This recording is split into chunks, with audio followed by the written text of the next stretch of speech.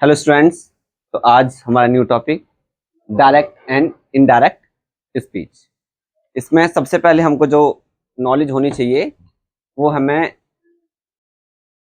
Subject क्या है, उनके ऑब्जेक्ट क्या हैं और उनके पॉसेसिव क्या हैं। उसमें हमारा फर्स्ट पर्सन क्या है, सेकंड पर्सन क्या है, थर्ड पर्सन क्या है। सबसे पहले हमें इन चीज़ों की जानकारी होनी चाहिए और दूसरी चीज़ जो है वो सेंटेंस की पहचान होनी चाहिए कि कौन कौन से सेंटेंस हैं। तो सबसे पहले हम सब्जेक्ट को देखेंगे। जो फर्स्ट पर्सन होता है उसमें हमारा आई और वी होता है, ये हमारे फर्स्ट पर्सन में आते हैं। उसके बाद हमारा जो है सेकंड पर्सन में केवल यू आता है, बाकी जो है वो है थर्ड पर्सन में होते हैं सभी। थर्ड पर्सन में हमारा ही, सी, इट, दे या फिर किसी का भी नाम। ये हमारे फर्स्ट पर्सन के जो सब्जेक्ट हैं आई और वी। सेकंड पर्सन में जो हमारा है वो यू और थर्ड पर्सन में बाकी जो भी होंगे सभी थर्ड पर्सन में आते हैं, ही, सी, इट, दे या कोई भी नाम। ये सब्जेक्ट है इनके। इनके ऑब्जेक्ट, आई का ऑब्जेक्ट मी, वी का ऑब्जेक्ट अस, यू का ऑब्जेक्ट यू, ही का ऑब्जेक्ट हिम, सी का ऑब्जेक्ट हर, इट का ऑब्जेक्ट इट और दे का ऑब्जेक्ट देम। नेम में कोई लड़का होगा तो उसके लिए हम हिम का प्रयोग करेंगे और यदि कोई लड़की होगी, गर्ल होगी, तो उसके लिए हम हर का प्रयोग करेंगे। उसके बाद आपका पोसेसिव,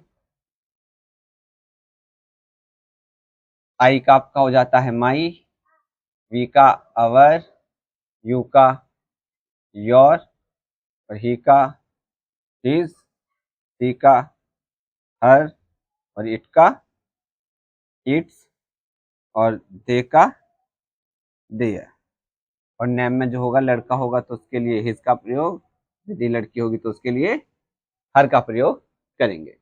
सबसे पहले हमें ये नॉलेज होनी चाहिए कि ये फर्स्ट पर्सन में हमारा आई और वी, उनका ऑब्जेक्ट मी और अस, उनका पॉसेसिव माई और अवर।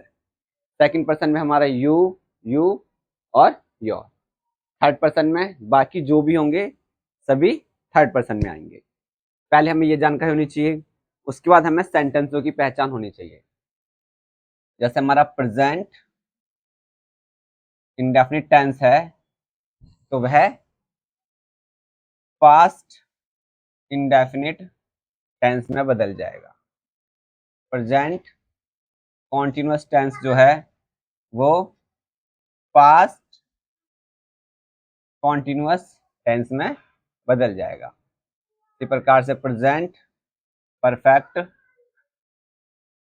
पास्ट परफेक्ट में बदल जाएगा। अभी ये दो तीन ही समझाते हैं पहले। तो ये प्रेजेंट के तीनों उन्हीं के पास्ट में कन्वर्ट हो जाते हैं। ठीक है। इसके बाद सेंटेंस जो डायरेक्ट में है कई प्रकार के होते हैं। यहाँ पर हम अभी केवल सिंपल सेंटेंसों को बनाने का कार्य करेंगे। सिंपल सेंटेंसों में क्या क्या चेंज होगा वो देखेंगे। जो सैड है आपका वाक्य के अंदर कहीं तो वह सैड ही रहेगा, उसे नहीं बदलेंगे। और यदि सैड टू है तो उसके स्थान पर टोल्ड का प्रयोग किया जाएगा। ठीक है। सैड के स्थान पर सैड और सैड टू के स्थान पर टोल्ड का प्रयोग करेंगे। अधिकतम यही ज्यादातर एग्जामों में आते हैं। उसके बाद आपका कोमा और इन्वर्टेड कोमा। इनवर्टेड कोमा के स्थान पर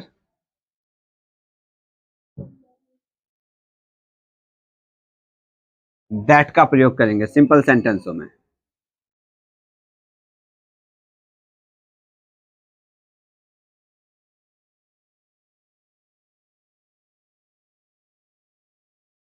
करते हैं। ठीक है। इसके बाद वाक्य में जो फर्स्ट पर्सन होगा तो वह सब्जेक्ट के अनुसार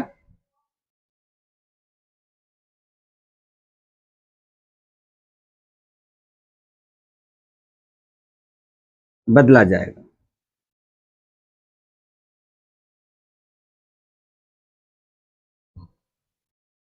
सेकंड पर्सन जो है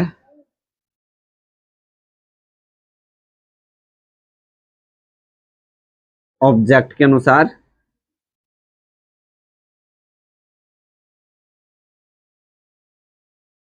बदलेंगे।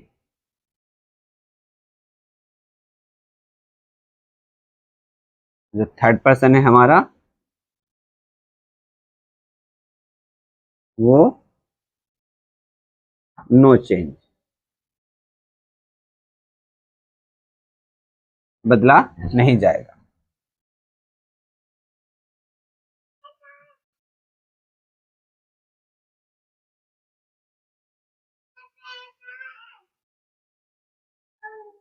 ठीक है,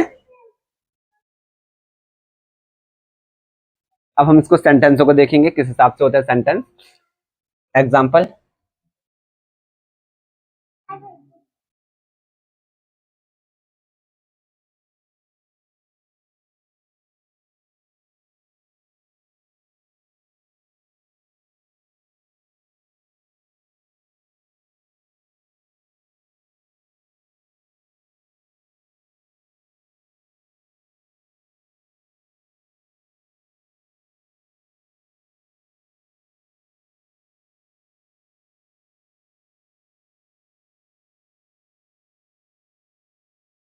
अभी थोड़ा डिटेल कम है अभी, इतने में समझ लेंगे हम। यहाँ पे एग्जाम्पल है जैसे हमारा I said to you he was running very fast.